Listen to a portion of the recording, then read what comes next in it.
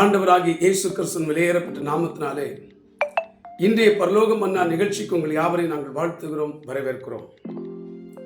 இந்த அருமையான நல்ல நாளிலே கர்த்தர் நீதியை குறித்து பேசுவாராக.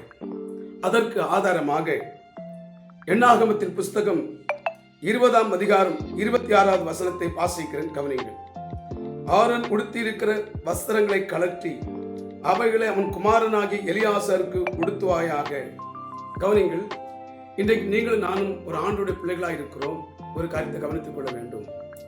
பழைய ஏற்பாட்டு காலத்திலே ஆசாரியனாக, பிரதான ஆசாரியனாக கர்த்தர் ஆரோனை, மோசேயினுடைய சகோதரனை நியமித்தார். மோசேயின் சகோதரன் மோசேயை விட 3 வயதிற்கு மூத்தவன். உனக்கு வாயாய் இருப்பான் என்று சொல்லி அவனை ஊழியத்துக்கு நியமித்தார்.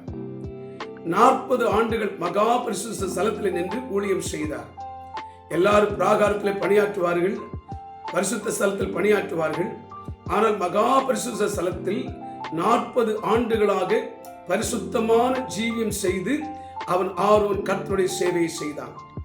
40 ஆண்டு முடிகிற நேரத்திலே கர்த்தர் மோசே இடத்துல சொன்னார், மோசே, உன் சகோதரனாகிய ஆரோனை நீ ஓர் மலைக்கு அழைத்து கொண்டு போ, அங்கே அவனுடைய வஸ்திரத்தை எல்லாம் கழற்று, பின்பு அவன் மரிப்பான், அந்த வஸ்திரத்தை எடுத்து அவன் குமாரனாகி எலியாசருக்கு உடுத்துவி என்று சொல்லி மோசேக்கு தேவன் கட்டளையிட்டார்.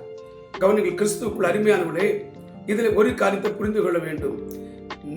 ஆரோன் என்பவன் 40 ஆண்டு காலம் தேவனுக்கும் மனுஷனுக்கும் நடுவாக நின்று உண்மையாய் ஊழியம் செய்தான்.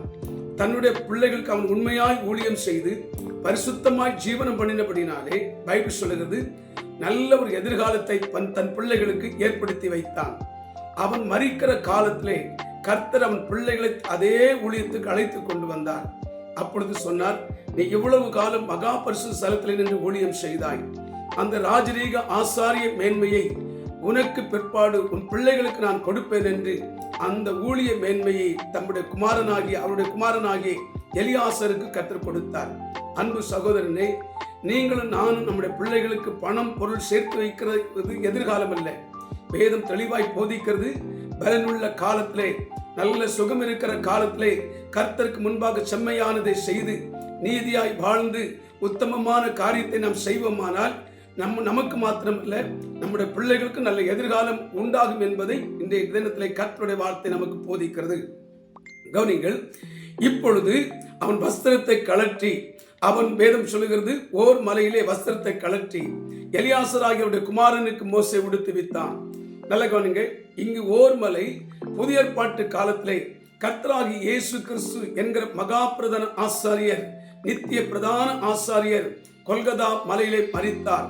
அவர் மரிப்பதற்கு முன்பாக எப்படி ஆரோனுடைய வஸ்திரம் கழற்றப்பட்டதோ அதே போல தான் உள்ளான மனுஷனை உடுத்தி இருந்த அந்த நீதியின் வஸ்திரத்தை கழற்றி நமக்கு உடுத்துவித்து அவருக்கு பிற்பாடு நாம் மகா பரிசுத்த ஸ்தலத்திலே ஊழிய பணியாற்றும்படிக்கு தேவன் நமக்கு இந்த நீதியின் வஸ்திரத்தை உடுத்துவித்தார். அவன் சொல்லுங்க, ஆகவே தான் 2 கொரிந்தியர் 5ஆம் அதிகாரம் கடைசி வசனம் சொல்லுகிறது, நாம் கிறிஸ்துவுக்குள் கர்த்தருக்குள் நீதியாகும்படிக்கு பாவமறியாத அவரை பாவமாக்கினார் என்று வேதத்திலே வாசிக்கிறோம்.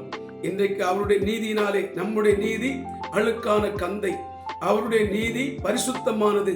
நம்முடைய இளையகுமாரனுடைய பழைய வஸ்திரத்தை கழற்றிட்டு எப்படி புது வஸ்திரம் உடுத்தப்பட்டதோ அதே போல கர்த்தராகிய இயேசு நம்முடைய பழைய பாவ வஸ்திரத்தை கழற்றி விட்டு நீதியின் வஸ்திரத்தை உடுத்திவிட்டு பரலோக ராஜ்யத்திலே அவரோடு கூட சேர்வதற்கும் தேவனோடு கூட சேர்ந்து ஊழியம் செய்வதற்கும் தேவன் நம்மளை நீதியினால் தகுதிப்படுத்தினார். ஆமென் சொல்லுங்க. எல்லாரும் கர்த்தரை ஸ்தோத்திரம் பண்ணுங்க. தேவன் செய்த தியாகத்துக்காக எல்லாரும் கர்த்தரை ஸ்தோத்திரம் பண்ணுவோம். ஸ்தோத்திரம் ஸ்தோத்திரம் ஸ்தோத்திரம் ஸ்தோத்திரம். இயேசு நாமத்தில் பிதாவே, ஆமென். ஆமென். Praise the Lord.